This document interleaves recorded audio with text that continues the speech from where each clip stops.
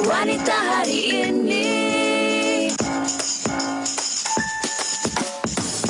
Wanita hari ini bijak mengatur, mengurus mata wataknya.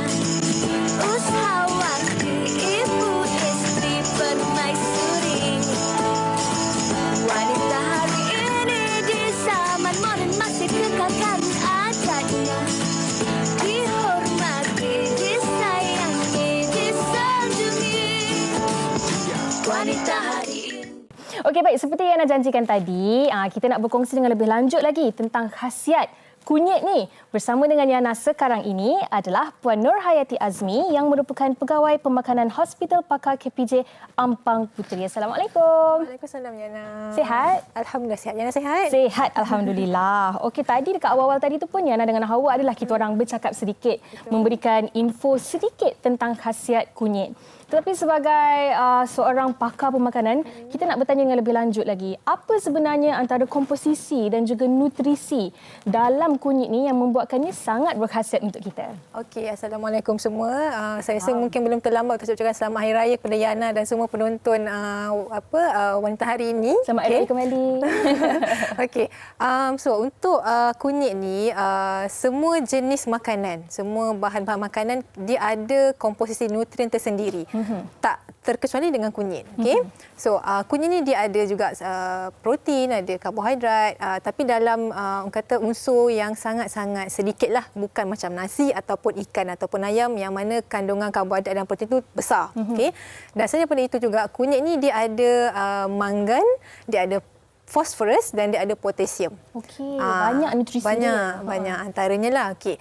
Kalau untuk kita yang mereka yang sihat yang tiada penyakit terutamanya kita kata penyakit buah pinggang, tak ada masalah pun kita nak gunakan kunyit dalam masakan. Okey, tapi apabila kita ada penyakit ataupun kita didiagnose oleh doktor, mungkin early stage of kidney failure ataupun kita kata dah end stage of kidney failure yang dah perlukan dialisis, pengambilan kunyit ni kita kata kena berhati-hatilah. Tak boleh kata berlebihan pada kadar yang telah dikira oleh pegawai pemakanan. Tak boleh ambil sebarangan dan orang kata tak boleh nak orang kata berdasarkan testimoni sahaja. Kita kena berdasarkan scientific evidence. Okey, sebab lain orang badannya pun berbeza-beza keperluannya juga kan. Betul. Okey, kalau kita lihat kunyit ni bukan sahaja dalam makanan. Betul. Tetapi kunyit juga kita lihat penggunaannya dalam sektor medicine ataupun perubatan, beauty ataupun kecantikan dan sebagainya. Jadi dari sudut perubatan, apa lagi antara khasiat-khasiat kunyit yang boleh kita ulah sama ada di rumah ataupun yang boleh kita cari di pasaran?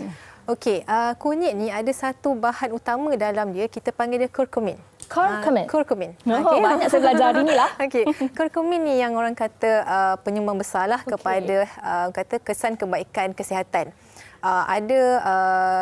Kita katakan dia ada kajian yang mengatakan dia sangat dia membantu dalam mengurangkan rheumatoid arthritis. Kita kata simptom postmenstrual yang hot flashes tu kan, kadang bila kita nak pergi ke menopause tu kita ada rasa macam panas badan kan, dia membantu metabolic syndrome. Dan banyak kajian dibuat oleh kajian berkenaan dengan kunyit terhadap kita kata kebaikan kesihatan. Tetapi perlu diingatkan, perlu difahamkan kajian ini dilakukan di kita kata dalam makmal dan pada haiwan. Untuk kajian terhadap manusia dilakukan juga, tetapi masih perlu kajian yang kita kata yang banyak lagi, lebih komprehensif. Sebab ada kajian yang dibuat terhadap beberapa orang individu, ada kesan sampingan. Ada yang diberikan sejumlah kunyit untuk kajian tersebut, dan ada individu yang mengalami pening kepala, ada yang mengalami masalah dengan kita kata sistem penghadaman, dia rasa macam bloated, ada yang diarrhea, dan ada juga yang melaporkan apabila mereka membuang air besar tu ada warna macam warna kuning. So it depends on individu juga sebenarnya. Okey, baik. Penting untuk kita ketahui badan kita sebelum kita terus minum minum ataupun makan apa-apa yang berasaskan kunyit. Okey, baik. Yana nak tanya juga, memandangkan Yana pun sekarang sedang mengandung. Betul. Khusus untuk ibu-ibu yang sedang mengandung ataupun ibu-ibu yang sudah pun bersalin, yang sedang menyusukan anak, adakah ianya selamat untuk golongan ini konsum ataupun makan dan minum kunyit? Okey. Untuk ibu yang mengandung ataupun ibu yang sedang berpantang, menyusukan anak, kita tiada kajian saintifik dan kita pun tidaklah menggalakkan ataupun kata you minum air kunyit 1 gelas setiap hari itu bagus, tidak. Tapi kalau you nak masukkan dalam masakan, contoh you nak masak singgang ke apa, itu tiada masalah sebab you still ibu yang mengandung ataupun ibu yang menyusukan ni mengamalkan pemakanan yang sihat.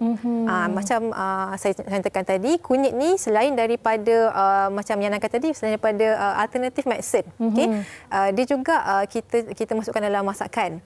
Juga untuk kosmetik, antara penggunaannya lah kan. Still kita kata kalau nak masukkan kunyit dalam masakan boleh, tetapi orang yang makan tu kena makan secara seimbang. Bukan ambil semata-mata air kunyit setiap hari, tidak. Okey, baik. Perlu berpada-pada. Tapi nak tanya juga, kalau ibu yang menyusu, ada tak nanti anak tu pula akan rasa pedas-pedas kunyit tu ke? Tak ada Tak ada. Oh, as long as dia mengamalkan pemakanan yang sihat, ambil air secukupnya, insya-Allah breastfeeding tu berjaya. Exclusive breastfeeding. Baik, asalkan berpada-pada. Tapi mungkin ada juga yang tertanya-tanyakan, apa kesannya kalau kita terlebih ambil kunyit? Adakah ia akan memberi kesan sampingan yang buruk kepada tubuh badan kita? Setakat ini memberi kesan sampingan yang buruk untuk individu yang sihat tu, tidak ada sangatlah. Tetapi untuk mereka yang berpenyakit buah pinggang memberi kesan. Okey. Untuk individu yang sihat ni, macam saya nyatakan tadi, mungkin dia mengalami macam pening kepala, macam nak muntah, loya, ataupun diarrhea, ataupun ada yang melaporkan najis mereka tu macam berwarna kuning. Macam tu je lah. Jadi kuncinya adalah berpada-pada. Okey, baik. Ada juga soalan yang saya nak tanya berkenaan dengan kunyit hidup ni dan juga serbuk kunyit. Adakah ada perbezaan ataupun adakah dari segi nutrien dan nutrisinya juga berbeza ataupun sama je sebenarnya khasiatnya? Khasiatnya sama. Okey. Cuma orang kata mereka lebih pilih serbuk ni sebab tak nak kuning kat tangan. Tapi kalau kuning juga. Kuning juga kan.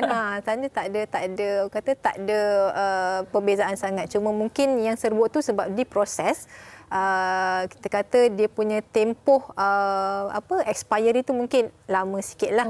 Tapi yang natural pun sebenarnya bila kita masukkan dalam masakan pun sebenarnya dia punya tempoh penggunaan kunyit yang secara natural ni pun okey, tak ada masalah sangat sebenarnya. Okey, baiklah. Itu dari segi nutrisi serbuk kunyit ataupun kunyit hidup. Okey, banyak sebenarnya yang pernah kongsikan bersama dengan kita semua tentang khasiat kunyit secara terperinci lagi tu.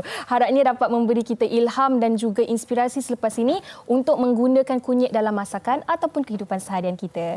Terima kasih yang nak ucapkan kepada Puan Nur Hayati Azmi yang merupakan Pegawai Pemakanan Hospital Pakar KPJ Ampang Puteri atas perkongsian sebentar tadi. Dan kepada anda, terutamanya kepada anda yang suka makan singgang, jangan ke mana-mana sebab sekembalinya nanti akan ada demo masakan singgang. Jangan ke mana-mana.